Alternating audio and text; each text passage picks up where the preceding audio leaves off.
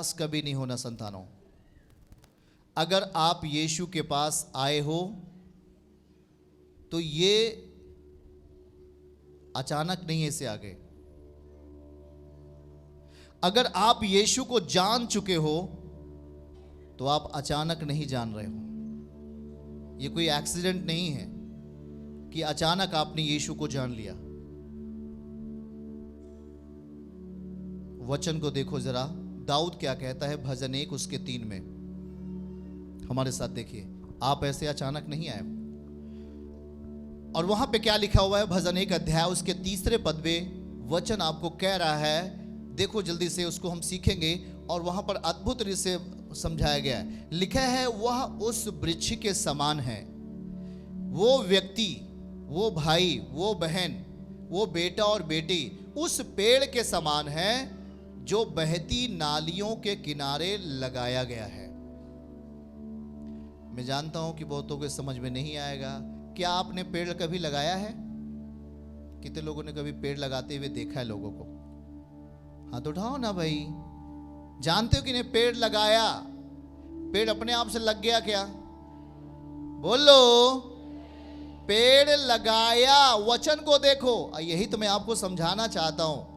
आप अचानक यीशु के पास ऐसे नहीं बैठे हो, अचानक ही हमारे साथ ये नहीं ऐसे ऑनलाइन में है। परमेश्वर का प्लान है, उसकी योजनाएं हैं, उसकी युक्तियां हैं कि मैं अपने बेटे बेटियों को सूखने नहीं दूंगा। ऊंची आवाज में आमीन कहो। सूखने नहीं दूंगा। इसलिए आप हजारों में शायद एक व्यक्ति हो जिसको आपने चुना, जिसको परमेश्वर ने चुना।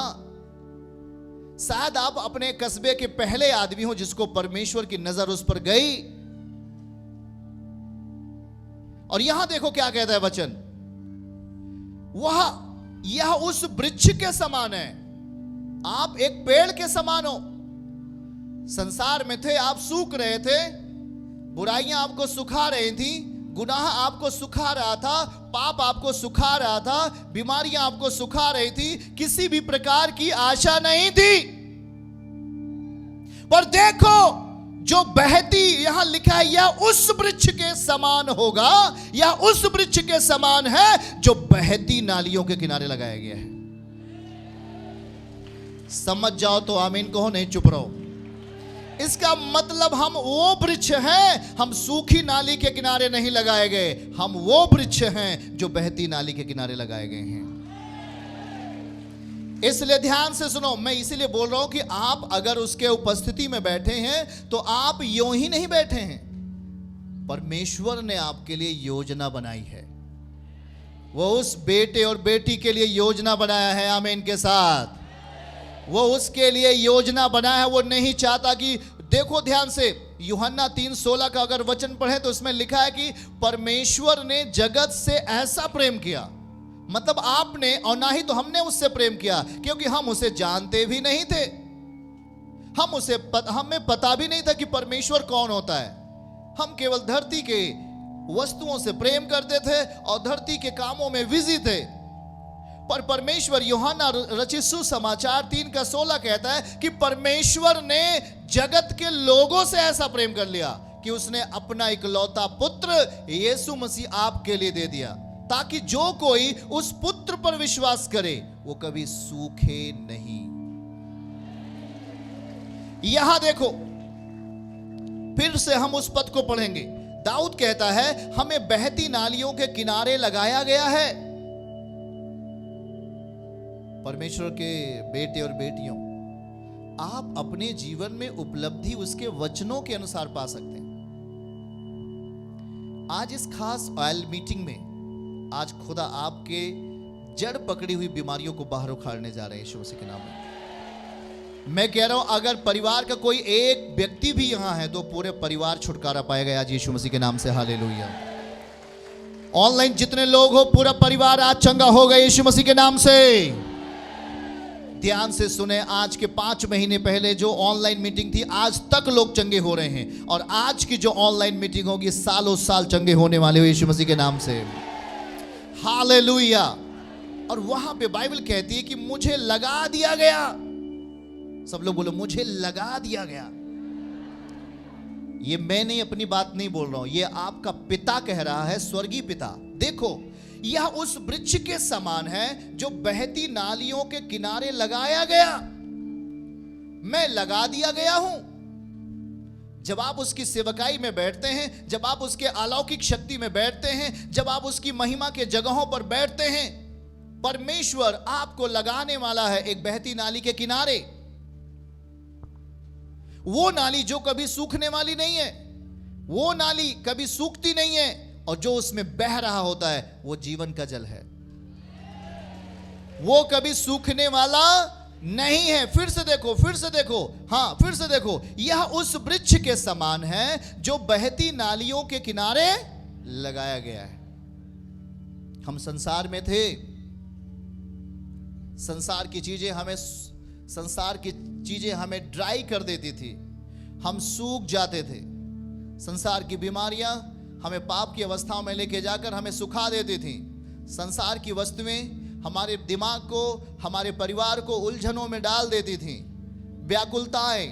और इस तरीके से हम एक जो वृक्ष की नाई जीव थे, हमारे पत्ते सूखने लगते थे, हमारे शरीर के अंग सूखने लगते थे। पर आज यीशु कह रहा है कि मेरे बेटे और बेटियों, मैं तुझे लगाऊंगा बहती नालियों के किनारे। आज परमेश्वर हमें बहती नालियों के किनारे लगाने के लिए तैयार है। और वो कह रहा है, ध्यान से सुनो, अगर हमने संपूर्ण मन से विश्वास किया, अगर हमने संपूर्ण मन से भरोसा कर लिया मसीह के जीवन पर, उसके वचन के ऊपर, तो हम लगा दिए जाएंगे बहती नालियों के किनारे। हालेलुया।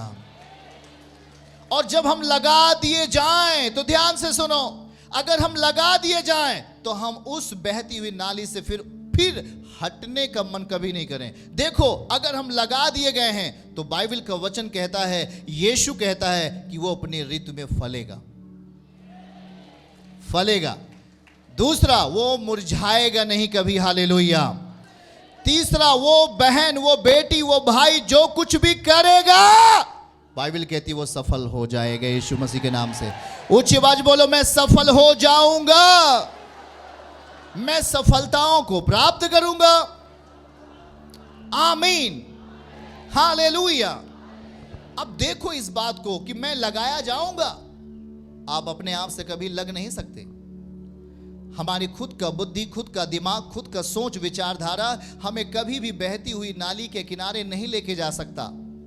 क्योंकि हम संसार में थे और प्रयास किए कि हमारा जीवन सही हो जाए, पर हम किसी रीत से सही नहीं हो सक रहे।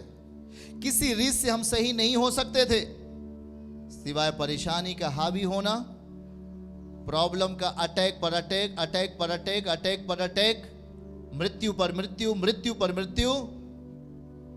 कोई व्यक्ति धीरज के साथ नहीं रह सकता था, शांति के साथ नहीं जी सकता था। पर आज पहले अध्याय से ही मसीह ने कहा, परमेश्वर के दास दाऊद ने आत्मा में कहा, अब हमारा जीवन बहती नालियों के किनारे होगा यीशु मसीह के नाम से। आमीन, ऊंची आवाज में। अब हम बहती नालियों के किनारे होंगे। और बहती नालियों के किनारे लेके कौन जाएगा? यीशु। उसने हमसे प्रेम किया, इतना प्रेम किया कि हमें बहती नाली के किनारे लगा दिया। और जब हम बहती नाली के किनारे लग गए, तो वो नाली नहीं कि जो आज बह रही है कल सूख जाए।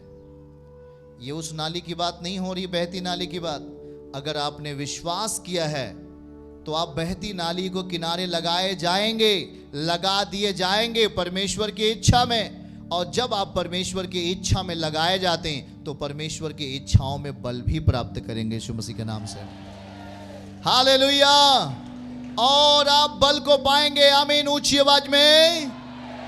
आपको कोई सुखा नहीं सकता, आपको कोई फिर से सुखा नहीं पाएगा, क्योंकि मैं कहता हूं कि आप लगाए गए हो परमेश्वर पिता के इच्छाओं में। आमीन बोलो।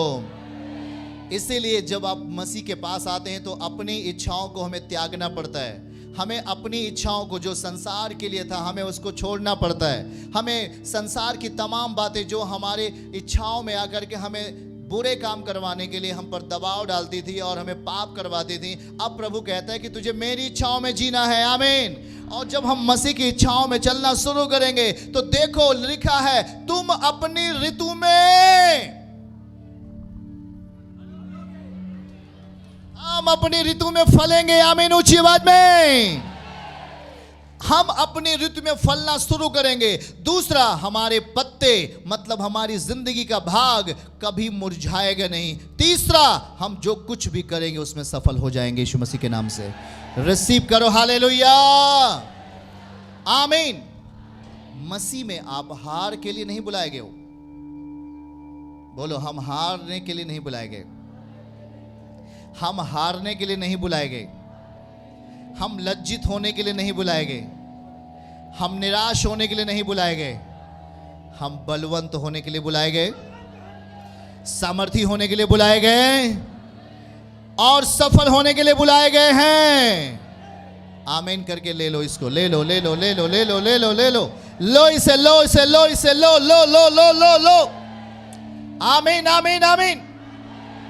इतना सोच लो कि यदि आप यीशु के साथ में हो, आपका यीशु हारने के लिए नहीं बुलाया आपको। आपका यीशु आपको लज्जित होने के लिए नहीं बुलाया। आपका यीशु आपको रोने के लिए नहीं बुलाया। आपका यीशु आपको आनंद के लिए बुलाया है, शांति के लिए बुलाया है, चंगाई के साथ, छुटकारे के साथ रहने के लिए बुलाया है। आमीन बोलो। हालेलुया।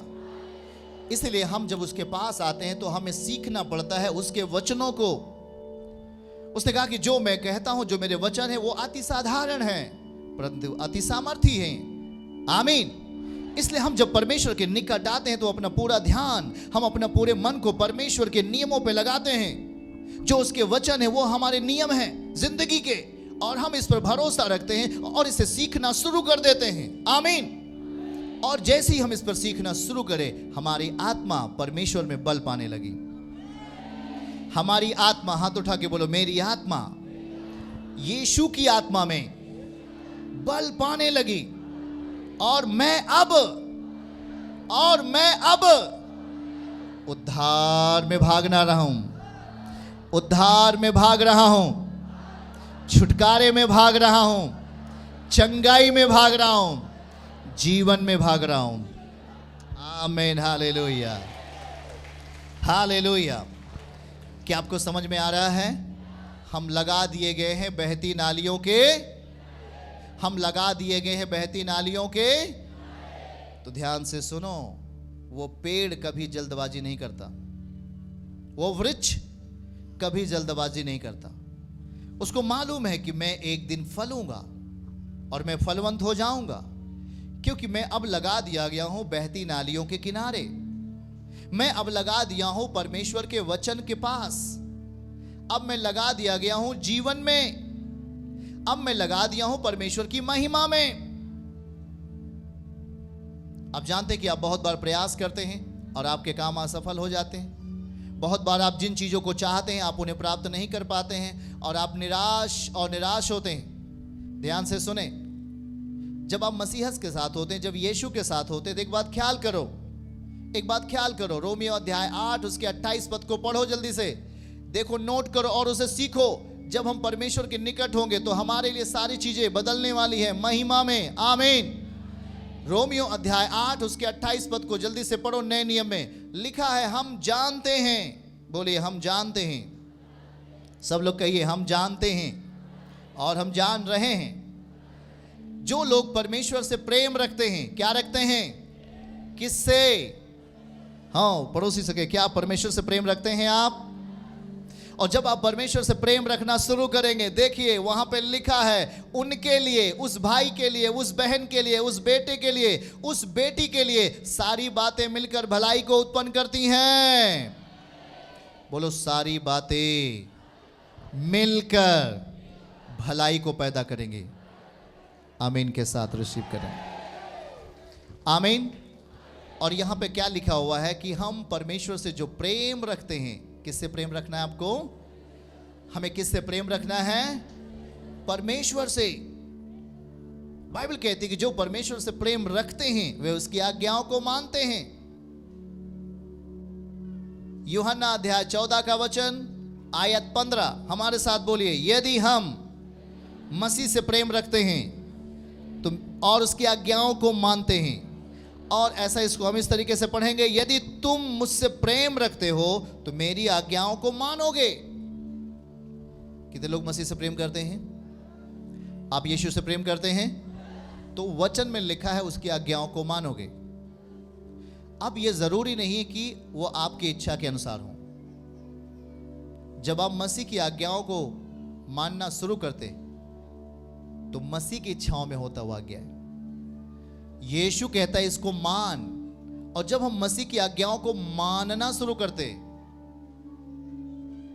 तो हमारे अंदर परमेश्वर की महिमा की जगह हो जाती है। यीशु मसीह के नाम से बोलो, महिमा की जगह हो जाती है, और हम प्लांट कर दिए जाते हैं और हम लगा दिए जाते हैं परमेश्वर की महिमा में। आमीन।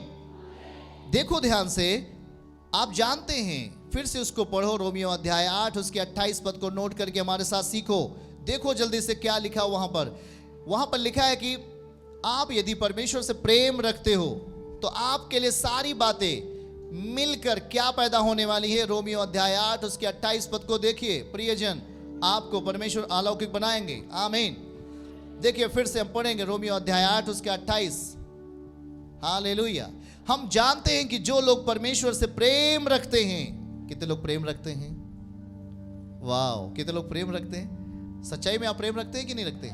जो लोग परमेश्वर से प्रेम रखते हैं उनके लिए, बोलो मेरे लिए, सब बातें मिलकर भलाई ही को उत्पन्न करेगी। अर्थात मेरे लिए, अगर आप यीशु से प्रेम कर रहे हैं और आपसे कोई झगड़ा कर रहा है, आप प्रभु से बहुत प्रेम करते हैं और आप पर कोई दोष लगा रहा है, आप प्रभु से बहुत प्रेम करते हैं और आप पर कोई, आपके लिए कोई निंदा कर रहा है, आपको कोई बुरे शब्द बोल रहा है, या आपको कोई तमाम प्रकार की बातें कह रहा है, आपको कोई सताव लेके आपके ऊपर आ रहा है, या आपके ऊपर किसी तरीके का दुख लेके आ रहा है, तो चिंता नहीं करें, क्योंकि वचन कहता है कि सारी बातें मिलकर भलाई को पैदा करेंगी उनके लिए जो यीशु से प्रेम करते हैं।